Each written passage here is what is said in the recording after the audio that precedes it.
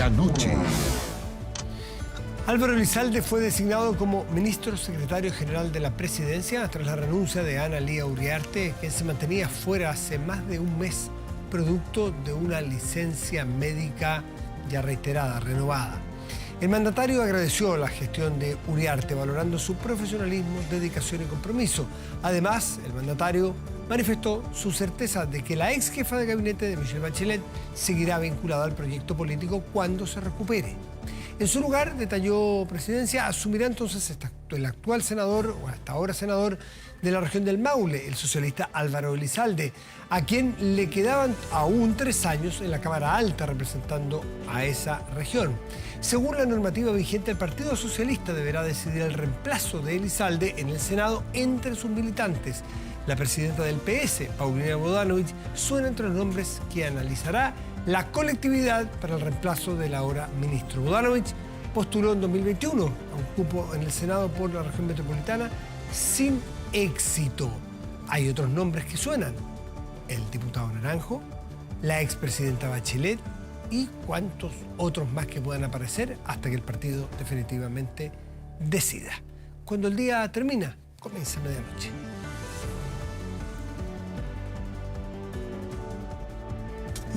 Y a propósito del Senado, tomamos contacto vía Zoom, porque me imagino que está en su viña natal.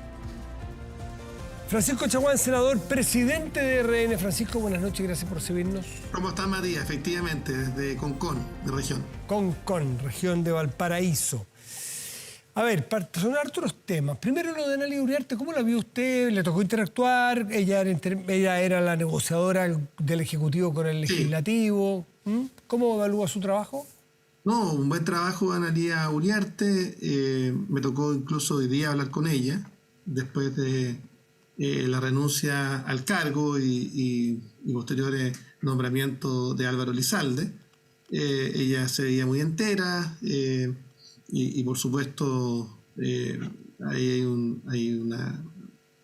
una amistad y que se ha ido forjando con los años. Ella ha sido fue una buena ministra express, digamos, y no me cabe la menor duda que Álvaro Elizalde tendrá también que tener va a tener una tremenda responsabilidad. Eso, ¿cuál es la característica de su colega hasta hoy, Elizalde Álvaro, que lo conoce realmente contra bien? Tuvo gran liderazgo para el nuevo acuerdo constitucional.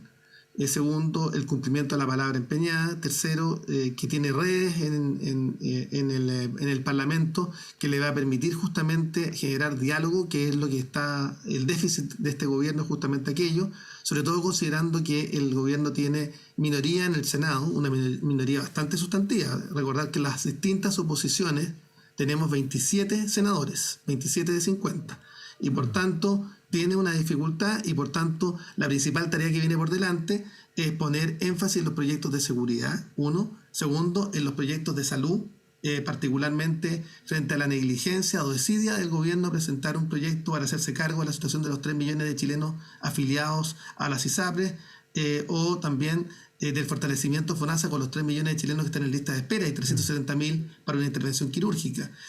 También, por supuesto, los temas que se relacionan con el acompañamiento en tiempos de crisis a las familias chilenas que lo están pasando mal por la espiral inflacionaria y, por supuesto, las reformas estructurales que requieren efectivamente mucho diálogo, sobre todo considerando que tiene minoría en el Senado. A ver, nombró como 6 temas juntos, vamos a tratar de uno. Usted se ha dedicado un buen tiempo, forma parte de la Comisión de Salud del Senado. Todavía, y la presidía hasta hace una semana, digamos. Por supuesto. Pero todavía la integra, ¿no es así? Así es. Bueno, ¿qué le ha parecido esta carta que ha entregado las ISAPRES, los aseguradores privados, que hablan de, en la hipótesis de los 1.400 millones de dólares, hipótesis que nadie lo ha oficializado todavía, que tuvieran que pagar las ISAPRES a sus afiliados, sencillamente colapsaría el sistema, porque dicen que equivale más o menos a las utilidades que tendrían en 100 años. ¿Cómo lo ve usted esa reacción de las ISAPRES y cómo ve la relación que aparentemente no está siendo del todo buena entre la superintendencia y el MinSal y las tensiones dentro del gobierno? ¿Por qué fórmula se busca para que las ISAPRES no colapsen? Porque pueden afectar al resto del sistema de salud público incluso. Matías, partamos por lo último. A ver, lo cierto es que tenemos 2 almas del gobierno que se expresan en seguridad pero también en salud. Y esto lo digo porque efectivamente hay dos propuestas, una que lidera la ministra, que está muy consciente respecto de el tamaño de la crisis que se viene por delante. Se viene una crisis política sanitaria de envergadura, no solamente porque podrían quebrar efectivamente todas las ISAPRES, sino que además pudieran generar una avalancha de quiebra de las clínicas privadas. Recordar que a las clínicas de Chile se le deben 800.000 millones, 300.000 millones desde FONASA, 500.000 millones de los seguros privados, y eso también pudiera hacer coetáneamente hacer quebrar a los laboratorios clínicos. O sea, acá estamos hablando de una situación bastante crítica que tiene rostro de personas. Por ejemplo, aquellos pacientes que hoy día están hospitalizados en sus domicilios, o aquellos que tienen enfermedades raras o poco frecuentes, que tienen CAE, o aquellos que están en tratamientos de cáncer, y por tanto podría significar justamente pérdidas de vidas humanas. Y por eso yo lo quiero poner en todo el énfasis, y hemos visto desidia del gobierno, porque esas dos almas no se han podido poner de acuerdo respecto a cómo se cumple el fallo de la Corte Suprema. Y recordar además que ese fallo de la Corte Suprema decía relación con las tablas de factores y cómo se interpretaban, en términos de que hoy día hay más de 46.000 contratos distintos, que son contratos de adhesión entre los afiliados y las respectivas ISAPRES. Por tanto, ahí tenemos un problema de envergadura. Y por otra parte, el fortalecimiento de FONASA, cuyo proyecto de seguro catastrófico en salud de los pacientes de FONASA está en la comisión que yo presido, una comisión mixta que presido, y que estamos esperando hace 6 meses una indicación del gobierno que no llega.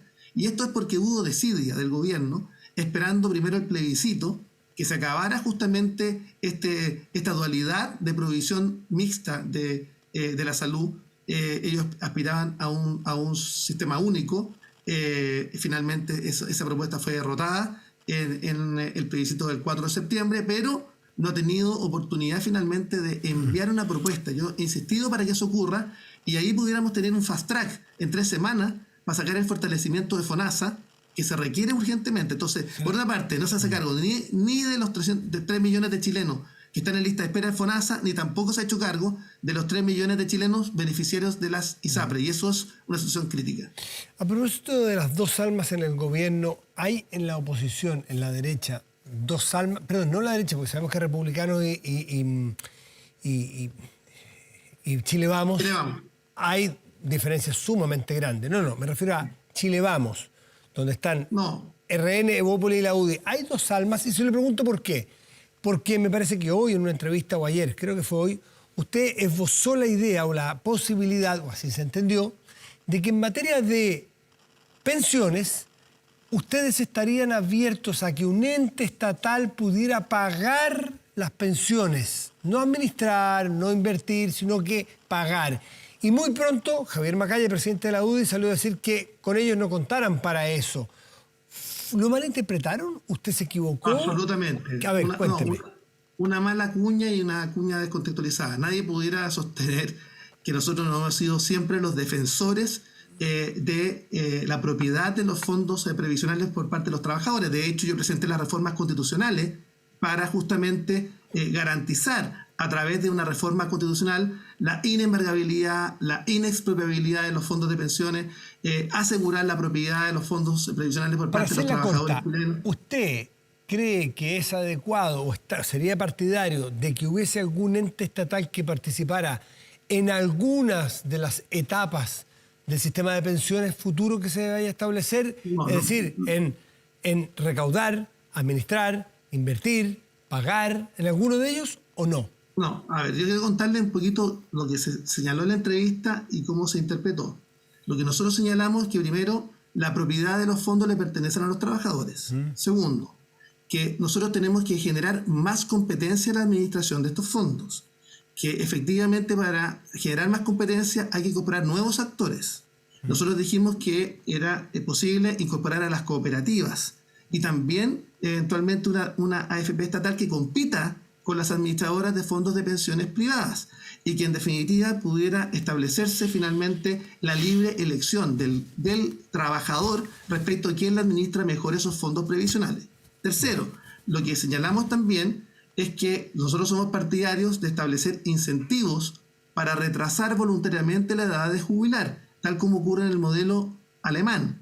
donde efectivamente, y fue una materia que yo logré incorporar en el programa de gobierno del presidente Piñera, vale decir que si una persona voluntariamente, vale decir, no estamos modificando la edad de pensionarse los 60 años en las mujeres y 65 años en los hombres, lo que estamos señalando es que si alguien voluntariamente decide postergar la edad de jubilar, pudiera tener un 8% de aporte adicional en su pensión, en Alemania cerca de un 10%. Este fue un tema que analizamos en su oportunidad con el presidente Piñera y fue incorporado en el programa de gobierno. Y además, la libre disponibilidad de las cotizaciones posteriores a los 65 años en el caso de los hombres y 60 años en el caso de las mujeres. También dijimos que era posible establecer la ley de la marraqueta, vale decir, abrir una cuenta de capitalización individual por cada nacido vivo, que tiene un costo de cerca de 500 millones de dólares, pero que permite efectivamente lograr resolver el tema en el largo plazo. Y también señalamos... Por supuesto, porque a lo largo de 65 años con el interés compuesto, poniendo $1 millón de pesos cuando nace una persona, bueno, llega a cerca de 200 y tantos millones de pesos, con las rentabilidades históricas. Las rentabilidades pero también dijimos que respecto del 6% de aporte del empleador, se requería efectivamente, se podría establecer un seguro de longevidad. Ya, el Estado en alguna parte, senador Chaguán, a su juicio, amerita que haya alguna institución del Estado en todo este rosario, en todo este camino, trayecto de las platas de las pensiones, desde que se ahorran hasta que se pagan. Nosotros no tenemos inconveniente que haya un ente estatal, una AFP estatal. Una AFP estatal. Claro, que compita con las administradoras de fondos de pensiones o con las cooperativas. ¿Pero algún ente estatal que monopolice alguna de las acciones ya señaladas? Ninguna. No, de ninguna manera, porque primero los fondos son de los trabajadores. Y es por eso que he presentado proyectos de reforma constitucional que van en la dirección que yo he señalado, que en su momento el presidente Boric dijo que le iba a poner urgencia en medio de la discusión de los retiros y finalmente nunca llegaron. Entonces, quiero decirle que acá nadie me puede dar prueba de la blancura respecto de que quien ha defendido la propiedad de los fondos por parte de los trabajadores ha sido Renovación Nacional, que cuenta además y le ha dado el apoyo a Bernardo Fontaine, que es parte de Con Mi Plata No, que ha estado justamente trabajando en esta materia, o Francisco Orrego, que es vicepresidente del partido y que ha estado trabajando justamente en esta temática. Por tanto, acá ha habido la construcción de una serie de fake news. Hoy día mismo acaba de llegar un cuadro repartido justamente por la gente de Republicano que dice que nosotros somos partidarios de entregarle los fondos de los trabajadores al Estado. Eso es una falsedad absoluta. Y la construcción de campañas en base a fake news es un tema que dice relación con la poca seriedad y con el populismo que algunos pretenden ganar elecciones, desfondando a Chile Vamos, cuando efectivamente Chile Vamos ha sido consistente y coherente. Y a mí, en lo personal, quiero decirle, mire, cuando nosotros tuvimos la casa de José Antonio Kast, a puertas de la segunda vuelta, cuando tenía un programa de gobierno que quería eliminar el Ministerio de la Mujer, el programa de gobierno, un programa hecho por el Foro Republicano, que el propio José Antonio Kast decía que esperaba sacar el 12% de los votos. Estuvimos dispuestos a apoyarlo, a lograr trabajar para rehacerle el programa. Entonces yo, de verdad, me extraña que se usen las fake news para golpear justamente a Chile Vamos, que trabajó lealmente en la segunda vuelta. Bueno, era una elección binaria, es cierto. ¿Cómo se recompone? Pero ciertamente era mejor que lo que tenemos hoy día. Dado que en Chile básicamente es bastante binario, ¿no es cierto? Desde el sí y el no, con matices, con cambios, diferencias.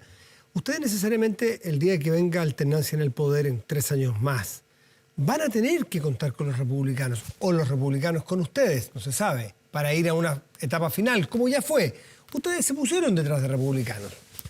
¿Cómo se recomponen? Porque se van a necesitar tarde o temprano ustedes y los republicanos. ¿Cómo se van a restituir esas confianzas con la relación que están llevando ahora? Bueno, hoy día es muy complejo porque la verdad es que no hemos sido nosotros, sino que la campaña de fake news ha sido una cuestión muy compleja. Y ellos optaron en su momento por el camino propio. En la elección parlamentaria nosotros insistimos en la posibilidad de haber ido a una lista única. Eso nos habría dado mayoría en ambas cámaras, pero finalmente optaron por el camino propio. Y lo cierto es que habrá que ver, cada desafío tiene su tiempo. Hoy día el tiempo y el desafío es el del 7 de mayo. Yo estoy convencido que acá también hay dos proyectos políticos distintos, el de Chile Vamos y que tenemos unidad férrea. ¿Usted ha visto alguna discusión de Chile Vamos, de Renovación Nacional Audiópolis, desde que estas nuevas directivas asumieron sus mandatos? No hay, no ha existido. Hemos trabajado de manera consistente, coherente, entendiendo que Chile requiere acuerdos y no solamente tener una política de barricadas o una política de trinchera, porque republicanos no ha estado en ninguno de los acuerdos necesarios, ni en seguridad, ni en sacar adelante los proyectos que involucren justamente poner la agenda de seguridad sobre la mesa. Y acá el tema es que la política está al servicio de las personas, ese es el punto de fondo, y la política es esencialmente diálogo, la política es esencialmente acuerdo, sin renunciar a los principios que nosotros jamás vamos a renunciar, como por ejemplo, y vuelvo a insistir, la propiedad de los fondos de los trabajadores, que ciertamente vamos a salvaguardar siempre, la propiedad de los fondos previsionales de los trabajadores. Francisco Chaguán, senador de RN, presidente de ese partido, muchas gracias por estar con nosotros. Que esté muy bien. Muchas gracias. Yo quisiera simplemente, si me permite, Matías, pedirle al presidente. Mire, el presidente va a ser personalmente responsable de la crisis política sanitaria que se nos viene. Y yo le quiero pedir al presidente ejercicio de liderazgo. Hasta ahora no ha podido poner de acuerdo a sus dos almas, de sus dos coaliciones de gobierno. Que en seguridad es escandaloso, donde ha tenido imposibilidad de que Apruebo Dignidad logre trabajar coetáneamente para restablecer el sentido de autoridad. Pero en materia de salud es dramático porque va a costar vidas humanas. Presidente, ejerza su liderazgo. Gracias, senador Chaguán. Muy buenas noches. Gracias, Matías. Que esté muy bien. Matías. Hacemos una pausa y ya volvemos. Espérenos. Ya estamos de vuelta. De inmediato revisamos las informaciones más destacadas del día con Marco Fleming. Matías, ¿cómo estás? ¿Cómo están todos en sus casas? Vamos con el resumen informativo aquí en Medianoche. Comenzamos con política. El nuevo ministro de la Secretaría General de la Presidencia, Álvaro Elizalde, sostuvo su primera reunión de trabajo con el presidente Gabriel Boric. Este jueves, el ahora ex senador va a asumir formalmente sus nuevas funciones tras la renuncia de Ana Lía Uriarte. Todos los detalles los tiene Marian Basso desde La Moneda. ¿Cómo estás, Marian? Buenas noches.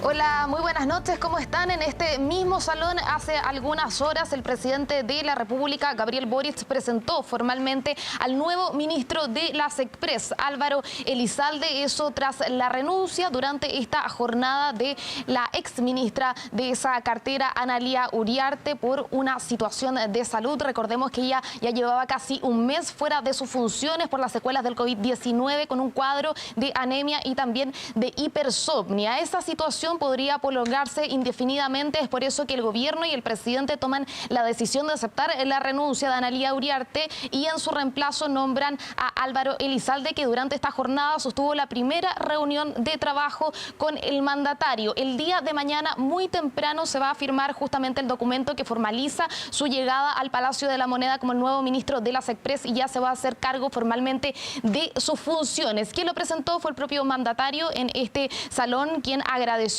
el trabajo de la exministra Ana Lía Uriarte en todo lo que estuvo, ¿no es cierto?, a cargo de esta coordinación legislativa entre el Ejecutivo y también el Congreso Nacional. Señaló que a la llegada de Álvaro Elizalde entonces se busca sacar todos los proyectos que se tiene comprometido con la ciudadanía, esta agenda de seguridad, ¿no es cierto?, de las 31 medidas que fue comprometida por parte del Ejecutivo y el Legislativo, pero también otros proyectos estructurales importantes para el gobierno, la reforma tributaria, la reforma de las pensiones, entre otras, además de coordinarse con entonces los partidos del oficialismo para algunas tramitaciones, como lo es el sexto retiro. Hay que dialogar hasta que duela, fue el mensaje del presidente de la República, la presentación del nuevo ministro de la SECPRES. Pasemos a escuchar las declaraciones del mandatario. Por motivos de fuerza mayor, he decidido aceptar la renuncia que me presentara Ana Lía Uriarte al cargo de ministra secretaria general de la Presidencia. Como saben, Ana Lía atraviesa una situación de salud que requiere reposo por un tiempo que está todavía por definir.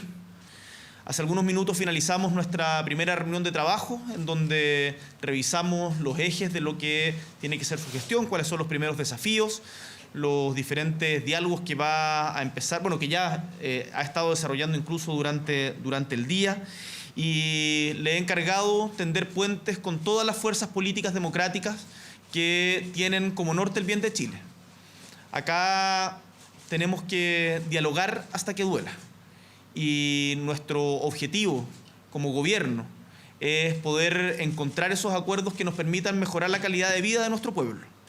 Y no me cabe ninguna duda que el nuevo ministro Álvaro Elizalde va a contribuir, gracias a su experiencia como presidente del Senado, senador por muchos años, presidente del Partido Socialista, presidente de la FECH también en su momento, va a poder contribuir en esta dirección.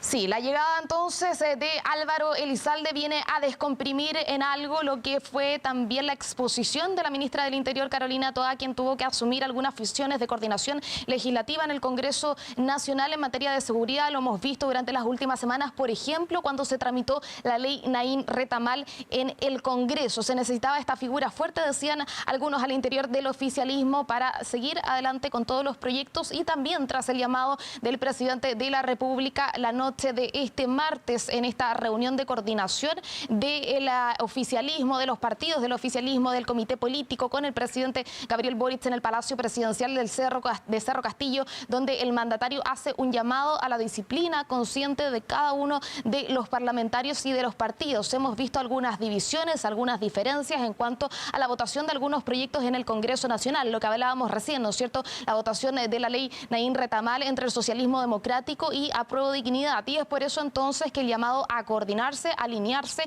a cada uno de los partidos que forman parte del oficialismo para sacar adelante la agenda de seguridad y también para votar lo más unido posible en lo que hablábamos, el sexto retiro. Se le consultó entonces al nuevo ministro de la SECPRES cómo se va a llevar ese diálogo, cómo se va a lograr esa disciplina que solicitó el presidente de la República, y señaló que hay que avanzar en entendimientos sustantivos para que la agenda del presidente Gabriel Boric entonces se haga realidad. Hay que tener una voluntad de diálogo, salir de las trincheras y también un entendimiento donde escuchemos a todos los sectores. Fue parte entonces de lo que señaló el nuevo ministro de la SECPRES, va a ser el sello de su mandato. Escuchemos también a Álvaro Elizalde en su presentación como nuevo ministro de esta cartera.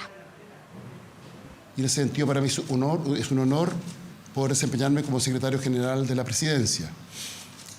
Creo adicionalmente que tenemos un enorme desafío, que es precisamente promover el diálogo democrático con todos los actores para avanzar hacia entendimientos sustantivos que permitan que la agenda de transformaciones que el presidente Boric ha comprometido se haga realidad, y que enfrentemos una serie de necesidades que afectan la vida cotidiana de los chilenos, y para ello me parece fundamental insistir en una voluntad de diálogo y de entendimiento, y en donde todos los actores nos escuchemos unos a otros.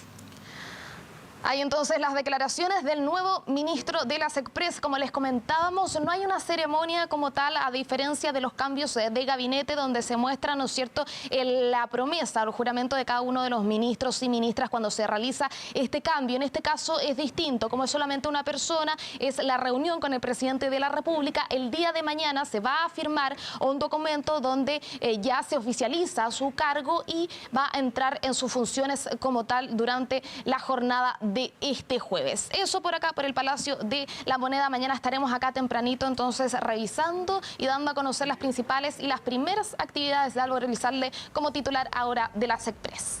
Vamos a estar atentos entonces a esas actividades del ahora ministro secretario general de la presidencia. Y seguimos en La Moneda. Molestia provocó en el presidente Gabriel Boric la acción de un reportero gráfico acreditado en el Palacio Presidencial, que desde el patio de los Naranjos lo retrató mientras trabajaba en su oficina con la ventana abierta. El mandatario bajó desde su despacho para exigir más respeto por su privacidad. Esta polémica abrió un debate en torno a la libertad de prensa y los espacios públicos. Esta es la foto que molestó al presidente Gabriel Boric, captada en la tarde del lunes desde el patio de los Naranjos, cuando el mandatario se encontraba al interior de su oficina. Tras ser advertido que diversas cámaras apuntaban hacia su despacho, Boric bajó las escaleras y le hizo ver su descontento a un fotógrafo de la Agencia 1. Respetamos siempre todas las críticas, lo que sucedió fue un diálogo y terminó obviamente en muy buenos términos, ¿no? La libertad de prensa, la libertad de expresión son fundamentales, y tanto para el ejercicio de los trabajadores de las comunicaciones como para todos ciudadanos y ciudadanas, ¿no? A manifestar discrepancias, a poder conversarlas, a poder resolverlas y darse la mano al final de cuentas, ¿no? Sebastián Beltrán es el fotógrafo que capturó al presidente en su escritorio. Trabaja en la Agencia 1 y este miércoles mostró varios de sus aciertos capturados en el mismo lugar en diversas administraciones donde nunca ha tenido un cuestionamiento. Obviamente el Palacio de la Moneda es un lugar público. La vida del presidente de la República tiene un altísimo interés público y sus expectativas de privacidad están reducidas. A través de Twitter, el Colegio de Periodistas acusó que aquí existió un abuso ejercido por el presidente Boric. En tanto, la Agencia 1 defendió a su fotógrafo, indicando que la instantánea se tomó con la puerta de la oficina abierta. Además, reiteraron que defienden la libertad de informar sobre actividades en espacios públicos. No es la primera vez que Gabriel Boric se enfrenta directamente con la prensa. En diciembre de 2021, cuando aún era candidato, se molestó con una pregunta y encaró al periodista que la había formulado. A tal punto fue la molestia de Boric que al finalizar la conferencia se acercó al periodista con estos gestos. Y muchas gracias también a la prensa que cumple una esencial labor de siempre cuestionar el poder. Muchas gracias. El 11 de marzo de 2022 y en su primera declaración como presidente de Chile, el tono de Gabriel Boric fue distinto. Por eso en el mundo político a muchos le ha sorprendido la molestia expresada hacia un profesional de la prensa que durante varios gobiernos ha permanecido como acreditado en el Palacio de la Moneda. Yo creo que una prensa que no incomoda al poder no está haciendo su trabajo. Yo creo que la prensa, por definición, tiene que ser incómoda. Aquí en el Congreso tiene que poder llegar a donde estime pertinente. Entonces, aquí estamos en el viejo adagio del cura Gatica, ¿no?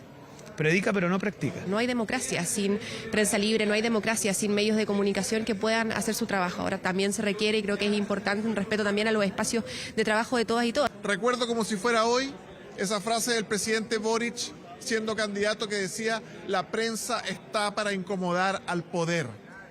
Y ahora que le toca a él ejercer el poder y a la prensa incomodarlo a él, sale a recriminar.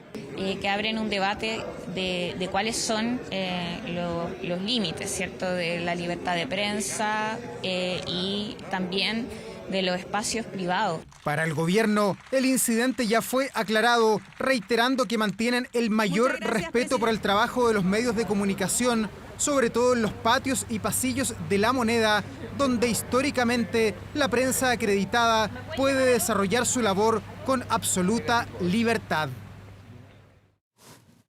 Faltan pocas semanas para que se ejecute el fallo dictado por la Corte Suprema, que ordena a las ISAPRES aplicar la nueva tabla de factores a todos los afiliados y restituir los cobros en exceso, pero el proyecto de ley que busca dar cumplimiento al dictamen no ha sido presentado. Es la Superintendencia de Salud la encargada de configurar la ley corta de ISAPRES para que se aplique el dictamen del máximo tribunal.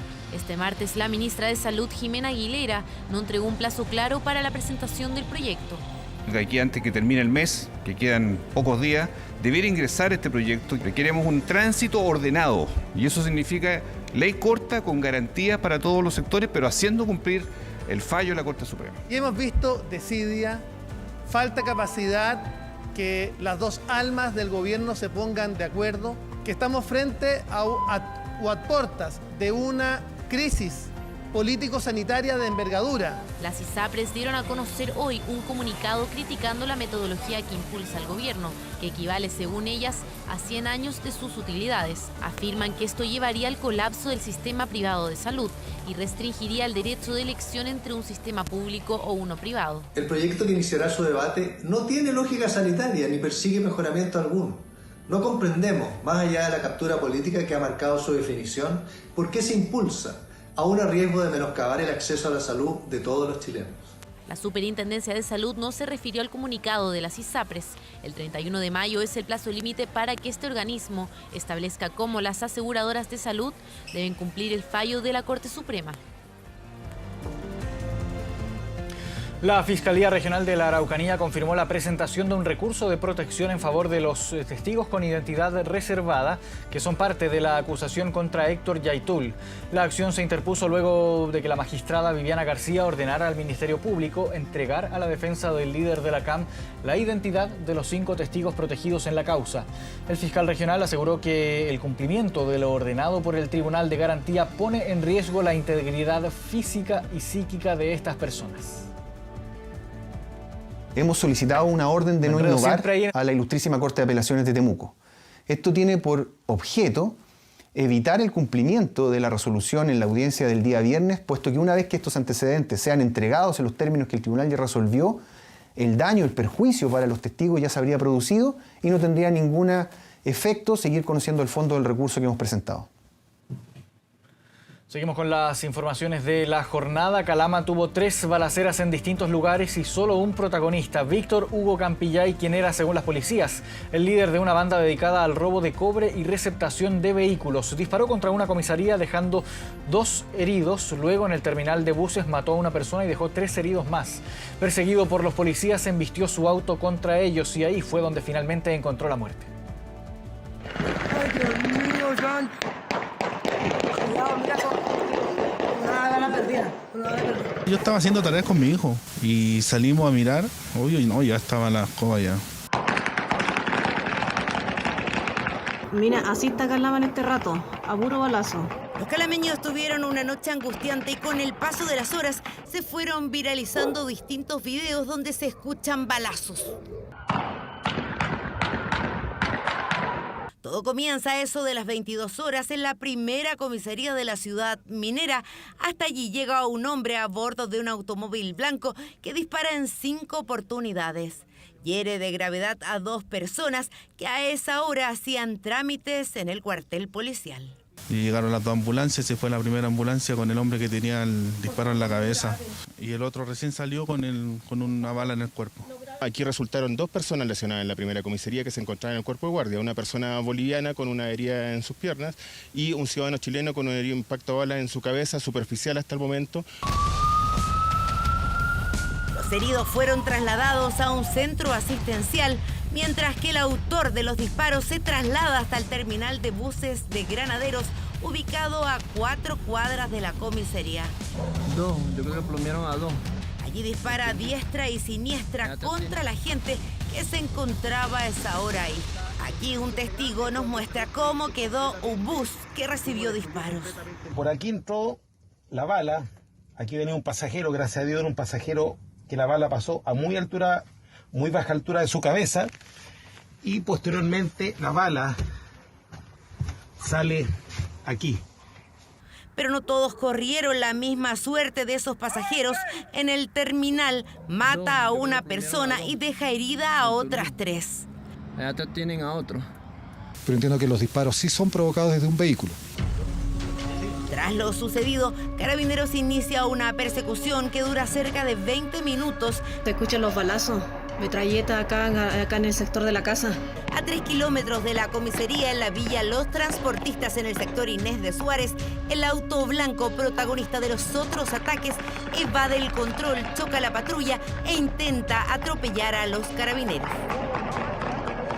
Logra detener este vehículo haciendo uso de armas de fuego en defensa de los carabineros y de la comunidad, resultando fallecido el conductor de este vehículo, quien participó en las 2 primeras dinámicas.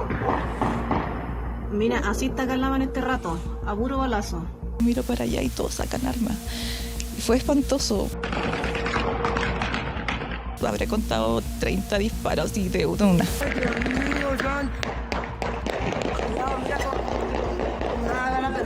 Nos tiramos al suelo, estuvimos en la habitación del medio, que era como la más segura, entre paréntesis, y nos salimos de ahí. Quien comete los ataques fue identificado como Víctor Hugo Campillay, de 39 años, el mismo hombre que antes había disparado en el terminal de buses y en la comisaría. no hemos encontrado el armamento, por lo tanto también estamos barajando la posibilidad que en alguna parte del trayecto quizás haya descendido gente y se hayan llevado las armas que se habrían utilizado para causar la muerte del ciudadano en Turbus, como así también los disparos y los heridos en la comisaría. Los primeros antecedentes apuntan a que el autor de los balazos habría ido a dispararle a carabineros luego que el lunes su hijo fuera detenido y llevado a la cárcel por el delito de receptación de vehículos. Meses antes, su otro hijo fue asesinado en el desierto. Víctor Hugo Campillay era líder de una banda dedicada al robo de cobre. Eso podría ser el fundamento, el por qué se va a disparar a carabineros. Ante estos hechos, el alcalde de Calama suspende las clases, manifestó su preocupación por los reiterados hechos delictuales extremadamente violentos que se están registrando en su ciudad. Horas antes, una patrulla de seguridad municipal recibió 3 disparos. Aquí están matando gente. Esto es más que un llamado. ¿O quieren que la ciudadanía se llame un paro comunal? Los vecinos no dan crédito. Todos estamos con miedo. Estoy así. 2 de los heridos fueron dados de alta, los otros 3 se están recuperando satisfactoriamente en los hospitales Carlos Cisternas y del Cobre en Calama. La delegada presidencial de Antofagasta anunció una querella y sostuvo que están buscando nuevas herramientas para devolver la tranquilidad a los habitantes de esta zona, quienes salieron a las calles a protestar y a exigir seguridad. Estamos trabajando, que le vamos a cerrar el paso, vamos a ir detrás de ustedes. Y a petición de esos vecinos, el alcalde de Calama convocó a un paro comunal para este viernes, una medida desesperada para exigir mayor seguridad. Vamos a garantizar el orden y la seguridad en Calama. En segundo lugar, decir que hemos tomado contacto con algunas de las autoridades, estamos tratando de coordinar el momento más oportuno para poder concurrir a la comuna. Se van a sumar 26 funcionarios en 2 escuadrones especiales, un bus, 3 furgones y 2 radiopatrullas, además de una sección especial de orden público. 1 de la madrugada con 55 minutos, momento de hacer una pausa, pero siga con nosotros, ya volvemos.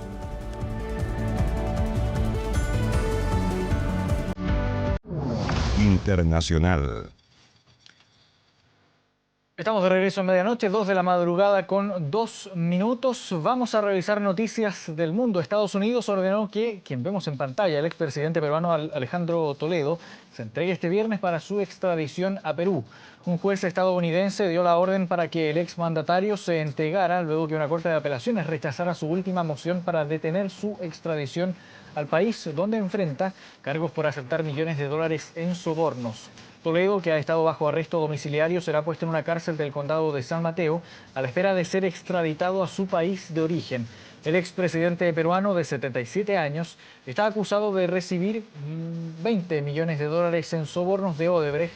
Es una constructora brasileña que ha admitido ante las autoridades estadounidenses que sobornó a funcionarios para obtener contratos en toda América Latina durante décadas. Los combates en Sudán se han intensificado en las cercanías del Palacio Presidencial luego del fracaso de un alto al fuego temporal en medio del conflicto que deja ya casi 300 muertos. Las misiones diplomáticas del país en el país han emitido una declaración conjunta en la que piden un alto al fuego y retomar las conversaciones para intentar resolver los problemas entre ambos bandos. Algunos países anunciaron la evacuación de sus ciudadanos, aunque la tensión en las calles obligó a países como Alemania, por ejemplo, a suspender dichos planes. Al menos 270 personas han muerto desde que estalló la violencia en las calles de Sudán, según la Organización Mundial de la Salud. La lucha por el poder descarriló el proceso para cambiar a un gobierno civil y ha generado temores de una escalada.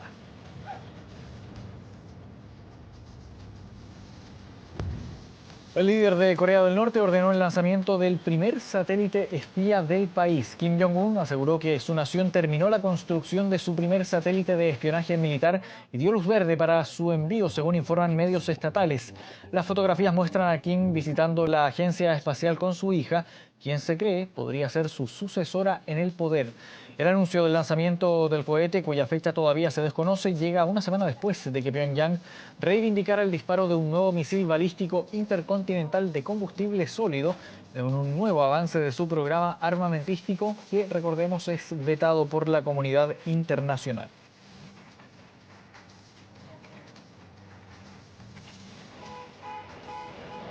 Seguimos ahora en Estados Unidos. Fox News resolvió con un millonario pago la demanda de la empresa de urnas electrónicas Dominion por las mentiras electorales tras los comicios de 2020. La cadena de noticias pagará $787,5 millones a la empresa Dominion para así evitar ir a juicio, que era considerado como el juicio de difamación del siglo y que algunas de las figuras más reconocidas del medio sean llamadas al estrado. Inicialmente la empresa de urnas electrónicas pedía $1.600 millones, acusando a Fox de difundir afirmaciones falsas sobre las máquinas de Dominion, asegurando que se usaron para manipular las elecciones presidenciales del año 2020 a favor del demócrata Joe Biden frente al republicano Donald Trump.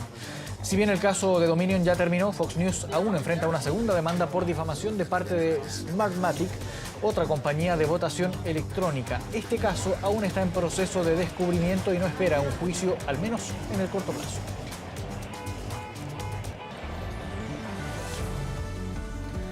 2 de la mañana con 5 minutos. De esta forma llegamos al final del bloque informativo en Medianoche. Agradecemos que se hayan informado junto a nosotros. Volvemos contigo, Matías. Bien, Marco, muchas gracias. Y vamos a la pantalla grande de nuestro estudio y revisamos nuestro portal de contenidos y noticias 24horas.cl, que en este momento destaca lo siguiente. Tiene que ver con la gripe aviar. Parlamentarios piden medidas urgentes ante el posible desabastecimiento de huevos y pollo. Atento, detalles, 24horas.cl. Y vamos a revisar el tiempo para hoy, jueves 20 de abril de 2023. Santiago estará con cielo parcial de una máxima probable de 24 grados, en tanto Rancagua, en la región de O'Higgins, el cielo estará parcial también, pero la temperatura máxima será de 25 grados. Y con esta información nos despedimos. Agradecemos su atención y los dejamos invitados a seguir atentos a las pantallas de TVN y todas sus plataformas. Muy buenas noches y gracias por venir.